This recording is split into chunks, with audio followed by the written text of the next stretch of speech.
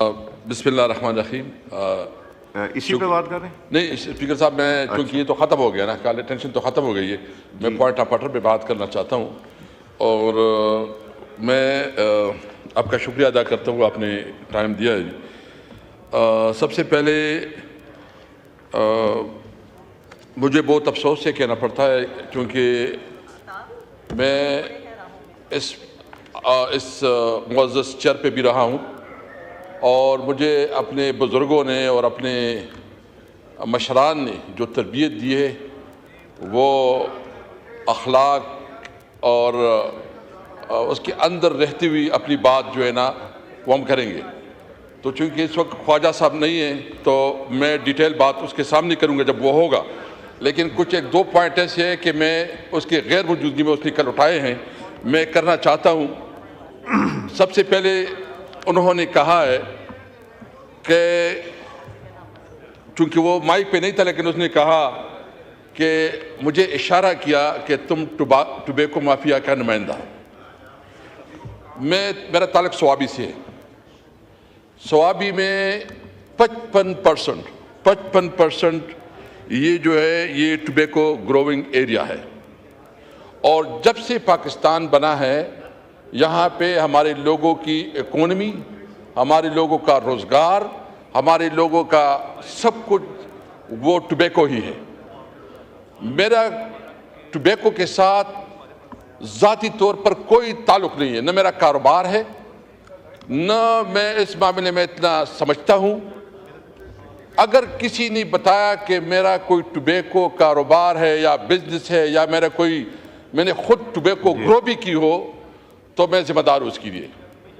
ہاں، یہ میری رسپانسبلٹی ہے کہ میں اپنے علاقے کی نمائندگی کروں گا، اپنے علاقے کی آواز بنوں گا، اور اپنے علاقے کی جو مجھے بھیجا گیا ہے میری رسپانسبلٹی کہ میں اس کے لیے.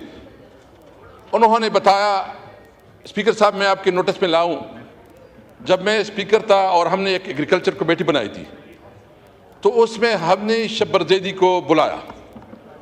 اس کو ہم نے کہا کہ آپ بتائیں. انہوں نے ٹوبیکو پروڈکٹ پہ، ایک ہوتی ہے فنشنگ گڈ، ایک را میٹیریل ہوتی ہے، تو جو ٹوبیکو را میٹیریل پہ انہوں نے 10 روپے سے لے کے انہوں نے 300% جو ہے نا بجٹ کا اضافہ کیا، ٹیکس کا اضافہ کیا، 300% ٹیکس کا اضافہ کیا. ہم نے ان سے سٹیٹسٹک مانگے کہ آپ بتائیں کہ یہ جو آپ لوگوں نے 10 روپے سے لے کے 300% جو آپ نے اپنا یہ ٹیکس میں اضافہ کیا ہے، کیا اس میں ٹیکس ریوینیو میں کوئی خاطر خواہ فائدہ ہوا کہ نہیں ہوا ہے؟ تو جو ہمارے سٹیٹسٹک ہیں اس کے مطابق 2017-18 میں یہ فیصلہ ہوا تھا، اور اس وقت 77 بلین ریوینیو تھا. 77 بلین. جب ہم نے فیصلہ کیا، بلکہ میں نے فیصلہ نہیں کیا، پوری کمیٹی نے فیصلہ کیا، پوری ایگریکلچر کمیٹی نے فیصلہ کیا.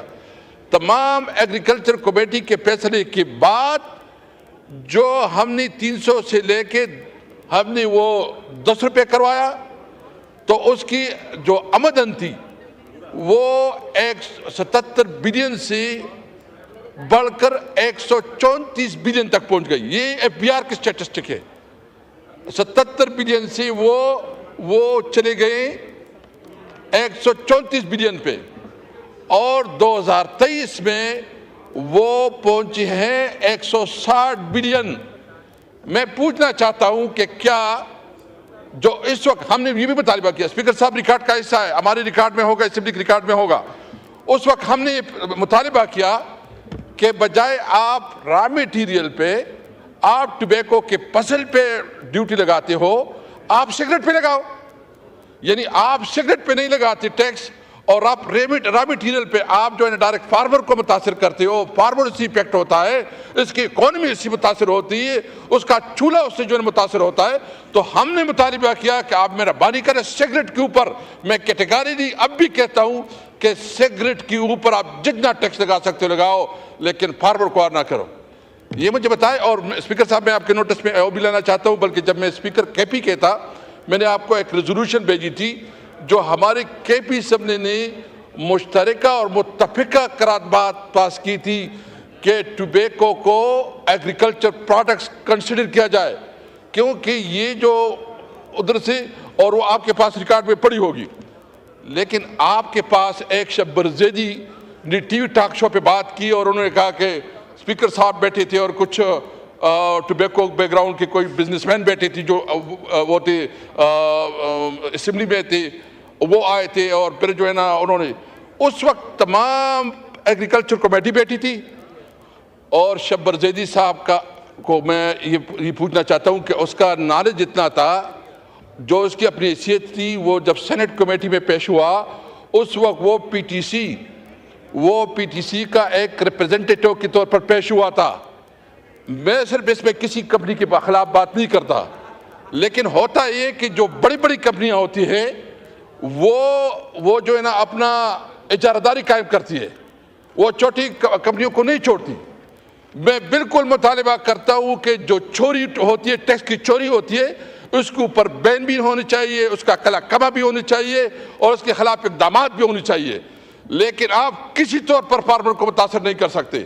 میری رسپانسبلٹی ہے، میرا علاقہ ہے، میرا حلقہ ہے، میں اپنے لوگوں کی بات کروں گا، اگر کوئی سمجھتا ہے تو وہ اس کی، تو ایک تو میں یہ کلیئرٹی کرنا چاہتا تھا کہ اس کی وجہ سے ہمیں فائدہ۔ دوسری بات، اسپیکر صاحب دیکھیں، آپ ہمارے لیے بہت محترم ہیں، اور میرے تو بڑے بھائیوں کی طرف سے میں آپ سے، مجھے ایک گلہ ہے، میں مسلسل بات کرتا ہوں کہ یہ اسمبلی جو ہے نا، اس کی حسن ہوتی ہے کہ جب اس کے اندر ڈیبیٹ ہو اور وہ ڈیبیٹ پوری دنیا سنے۔ آپ یقین کریں، کل جب خواجہ صاحب تقریر کر رہے تھے تو وہ لائیو چل رہا تھا، اور جس وقت جو ہے نا ہمارا اچکزئی صاحب اٹھ گیا، آپ ریکارڈ مانگے، جس طرح یہ اٹھ گیا ٹک بند کر دیا۔ یہ پوچھ لو کون کرتا ہے؟ آپ اس پہ میرے ریکویسٹ ہے، آپ سے ریکویسٹ ہے، آپ رولنگ دے۔ دیکھیں، اگر کوئی غلط بات کرے گا، کوئی نامناسب لفظ بولے گا، تو اس کی اپنی شخصیت اس سے مسح ہوگی۔ میں تو اپنے بدترین دشمن کے ساتھ بھی بد زبانی نہیں کر سکتا۔ میرے بزرگوں نے جو مجھے تربیت دی ہے، لیکن ایک بات بالکل کلیئر آواز ہے، خدا کی قسم اللہ کے علاوہ کسی کی پرواہ نہیں ہے، نہ کسی کی۔ اگر کوئی کہتا ہے کہ میں کسی کی پرواہ کروں گا، نہیں۔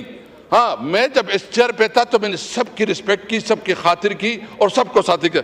تو میری آپ سے ریکویسٹ یہ ہے کہ آپ مہربانی فرمائیں۔ مجھے پتا ہے کہ وہ منظور اور نہ منظور لگاتا، جو ادھر بیٹھے ہوتے ہیں بند کر اچھے صاحب بول رہے ہیں، خدا رسول کے واسطے اس طرح نہ کرو۔ اپوزیشن سے جو بھی بولتا ہے اس کو جو بند کیا جاتا ہے۔ میں آپ سے مطالبہ کرتا ہوں یہ کرے۔ دو باتیں اور کرنا چاہتا ہوں ایجنڈے کے علاوہ، اسپیکر صاحب۔ ایک، اس وقت جو ہے ہمارے فاٹا کے خیبر میں اور وزیرستان میں دھرنے بیٹھے ہیں، اور دھرنے اس لیے بیٹھے ہیں کہ حکومت نے اس کے ساتھ کمٹمنٹ کی تھی کہ جب آپریشن ہو رہے تھے تو اس وقت جب اس کی ریپلیسمنٹ ہوئی، جو اس کی تباہ کاریاں ہوئی، جو اس کی نقصانات ہوئی، اس کے بارے میں ان کی باقاعدہ کمٹمنٹ ہے کہ ہم آپ کو پیمنٹ کریں گے۔ آج تک 1 روپیہ 1 پیسہ نہیں دیا گیا۔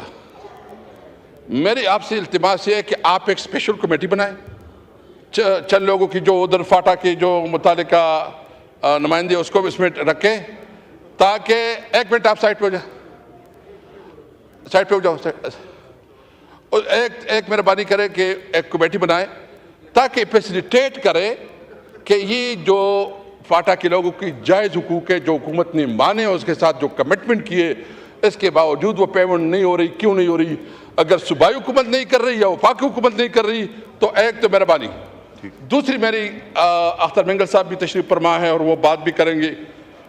جو بلوچستان میں ہوا، مجھے افسوس اس بات پہ ہے کہ بلوچستان میں اتنی زیادہ سیریس واقعات ہوئی، اتنی زیادہ جو ہے نا، یعنی ہمارے فوجی مرے، ہمیں اس پہ افسوس ہے۔